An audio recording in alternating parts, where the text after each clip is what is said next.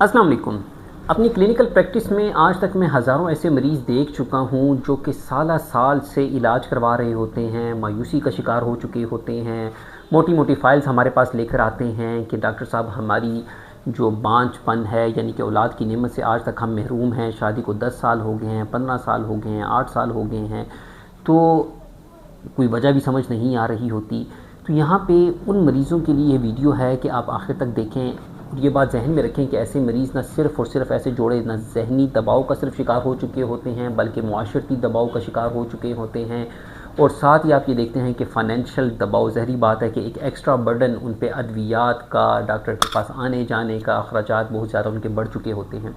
ठीक है, तो ज़हरी बात है कि वो उसके बाद उनकी जो एक ज़िंदगी है वो मुश्किल से गुज़र रही होती है। लेकिन औलाद एक ऐसी नेमत है कि जिसके लिए इंसान या मियाँ बीवी ये ज़रूर ये कोशिश करते हैं कि अल्लाह ताला उनको ये अता करे, किसी भी कीमत पे वो इससे जो है ना मतलब दरेख नहीं करते। अपना इवन कि हमारे पास ख़वातीन आती हैं अपना सोना तक बेच देती हैं, मर्द आते हैं तो हमारे पास ऐसे मर्द है कि अपने हाथों की घड़ियाँ तक बेच चुके होते हैं। ठीक है कि डॉक्टर साहब हम इलाज करवाना चाहते हैं कि हमें अल्लाह ताला एक औलाद दे दे, एक बेटा हो जाए, बेटी हो जाए, कुछ हो जाए। तो ये बात जहन में रखें कि अगर यहाँ पे हमारे यहाँ औलाद ना होने के जो चांसेस हैं, ठीक है, वो पाकिस्तान की आबादी में आप देखते हैं तो बड़ी तेज़ी से बढ़ रहे हैं, बहुत ज़्यादा तेज़ी से इसका जो वो रेट है फर्टिलिटी का वो कम होता हुआ हमें नज़र आ रहा है।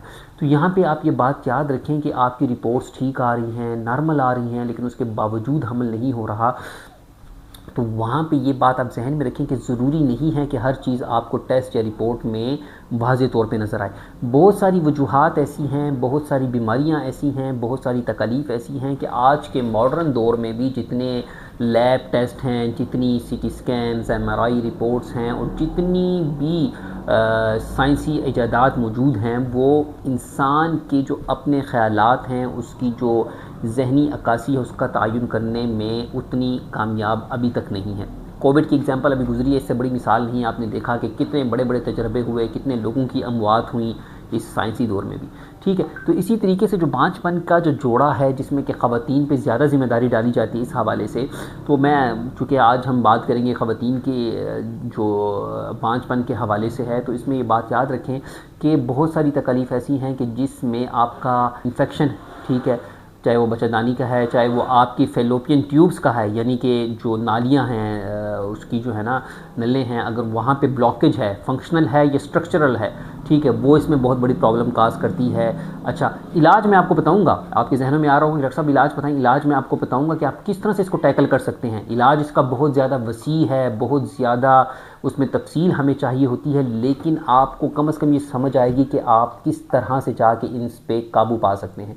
अच्छा, फिर आप ये दूसरी वजह आती हैं कि किसी के जो है ना हार्मोन डिस्टर्ब हैं, किसी को स्ट्रेस है, किसी के खून में जो हार्मोन्स का लेवल है वो डिस्टर्ब आ रहा है, ख़वातीन में बहुत ज़्यादा आता है। अच्छा, फिर आप देखते हैं कि न्यूट्रिशन डिस्टर्ब है, आज के दौर में junk food, pizza, burger, shawarma, ये अला बला ये चीज़ें बहुत ज़्यादा इस्तेमाल होती हैं। ठीक है, तो ये क्या चीज़ें हैं कि ये आपके लिए प्रॉब्लम करती हैं। आप जब तक वजह को नहीं समझते हैं, जब तक आपका डायग्नोस नहीं होता, तशख़ीस नहीं होती मर्ज़ की या मरीज़ की, मैं ये यूँ कह लूँ, क्योंकि देखिए मर्ज़ तो ये नज़र आ गया कि इनफर्टिलिटी के बाद बनना। अब जो तशख़ीस हम मरीज़ की कहते हैं तो उससे मेरा क्या मुराद है, उससे मुराद ये है कि उस मरीज़ की जो वजह है जिससे वो सिर्फ बांझपन नहीं बल्कि हो सकता है उसके साथ 2-3 बीमारियों का और में मुब्तला होगा, जो कि कलेक्टिवली आप जो आपके पास मरीज़ आ रहा है तो आप उसमें देखते हैं कि सिर्फ उसको बांझपन है। ठीक है, तो बांझपन के अलावा और भी चीज़ें होंगी जिसको कि आप तशख़ीस करें, डायग्नोस करें प्रॉपरली, तो आप उसकी ज़्यादा मदद कर सकते हैं। जैसे कि अब हमारे पास मरीज़ आते हैं, मिसाल तौर पर खून की कमी का शिकार हैं ख़वातीन, ठीक है, उनमें बांझपन एक बड़ी वजह बनती है, लेकिन ये बड़ी माइनर वजह है। ठीक है, आप फोलिक एसिड देते रहें, सिलसिले देते रहें, लेकिन अगर वो फोलिक एसिड उसके जिस्म में जज़ब ही नहीं हो रहा, उसके खून का हिस्सा ही नहीं बन रहा, तो क्या फ़ायदा। आप उसे जो है ना न्यूट्रिशन बहुत बेहतर दे दें लेकिन उसके जिस्म नहीं हो रहा, क्या होगा यहाँ पे। और इसके अलावा ऐसे केसेस जहाँ पे कि आप देखते हैं कि उनकी जो वजाइना है, वजाइनल जो मतलब pH लेवल है वो नॉर्मल नहीं हो रहा। ठीक है, यहाँ पे आप क्या रोल प्ले करते हैं कि आप उनको बस दवाइयाँ देते जाएंगे, एंटीबायोटिक्स देते जाएंगे। एंटीबायोटिक्स बहुत मुफीद दवाइयाँ हैं, लेकिन इसका धड़ाधड़ इस्तेमाल जो है आप ये कह लें कि हमें ज़्यादा इन्फेक्शन की तरफ लेके जा रहा है। बिला ज़रूरत इस्तेमाल, मैं बहुत एहतियात के साथ बात करूँ, बिला ज़रूरत इस्तेमाल हमें ज़्यादा इन्फेक्शन की तरफ लेके जा रहा है। ठीक है, तो हमारी क़ुव्वत मुदाफ़त को कमज़ोर कर रहा है। तो आप یہ بات ذہن میں رکھیں کہ اس طرح کی بہت ساری وجوہات ہیں، بہت ساری ریزنز ہیں خواتین میں کہ اس کی وجہ سے یہ معاملات ہوتے ہیں. اور میں یہاں پہ آپ کو جو علاج بتانے جا رہا ہوں اس میں جو سب سے محفوظ طریقہ علاج ہے، چونکہ میں ہومیوپیتھی کی پریکٹس کرتا ہوں اور میں نے ہزاروں کیسز ایسے دیکھے ہیں، سینکڑوں مریض اس میں سے الحمدللہ صاحب اولاد ہو چکے ہیں اللہ کے فضل و کرم سے. اس میں ہومیوپیتھک سسٹم آف میڈیسن میں بھی ہومیوپیتھک ڈاکٹرز کا بھی یاد رکھیں کہ جب تک آپ کی مکمل تفصیل نہیں لی جاتی، کوئی بھی ایک دوا ایسی نہیں ہے کہ جو آپ دیں اور حمل ٹھہر جائے. نہیں، ہر مریض کی، ہر جوڑے کی اپنی تکلیف، اپنی جو وضاحت ہے وہ ہمیں چاہیے ہوتی ہے. اور اس کی بیس پہ ہومیوپیتھی میں بتاؤں کہ ہومیوپیتھی آج سے شاید بہت آگے کی سائنس ہے، اس کو بہت اب اس پہ کام ہونے والا ہے. اور ہومیوپیتھی میں ایسی بہت ساری چیزیں موجود ہیں، علامات موجود ہیں، بیماریوں کی دوائیں موجود ہیں جو کہ شاید بیماریاں ابھی ہمارے سے وجود میں بھی نہیں آئیں.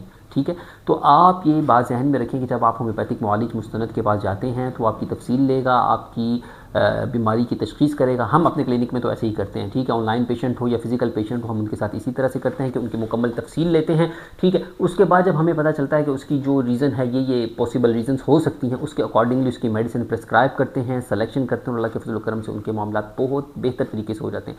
ہاں، یہ ان لوگوں کے ذہنوں میں ایک سوال ہوتا ہے کہ ہومیوپیتھی سلو طریقہ علاج ہے. ایسا کچھ نہیں ہے. دیکھیں، آپ کی تکلیف جتنی ہے اس حساب سے قدرتی طور پہ اس کو ٹھیک کرنے میں ٹائم لگتا ہے. یعنی مثال طور پہ کسی کے ہاتھ میں کٹ لگ گیا اور وہ کہے کہ میں ایک قطرہ ڈالوں یا ایک گولی کھاؤں اور جو ہے نا وہ راتوں رات ٹھیک ہو جائے. نہیں، ہیلنگ ٹائم ہے جی، نیچرل ہے وہ. آپ اس کی آسانی پیدا کر سکتے ہیں، پین کلر آپ دے سکتے ہیں، وہ چیزیں کر سکتے ہیں، لیکن وہ ہیلنگ ٹائم اپنا ایک مجوزہ لے گا. اگر بہت جلدی ہیل اپ ہو جاتا ہے تو کیا وہ اس پہ سائیڈ ایفیکٹ نہیں رکھے گا؟ یقیناً رکھے گا. تو ہومیوپیتھی قدرتی طریقہ علاج ہے، محفوظ علاج ہے، بغیر کسی نقصانات کے. اگر آپ مستند ہومیوپیتھک معالج کے زیر علاج ہوتے ہیں تو آپ سائیڈ ایفیکٹ کے بغیر اپنا علاج بہت کامیابی کے ساتھ اور بہترین طریقے سے کروا سکتے ہیں.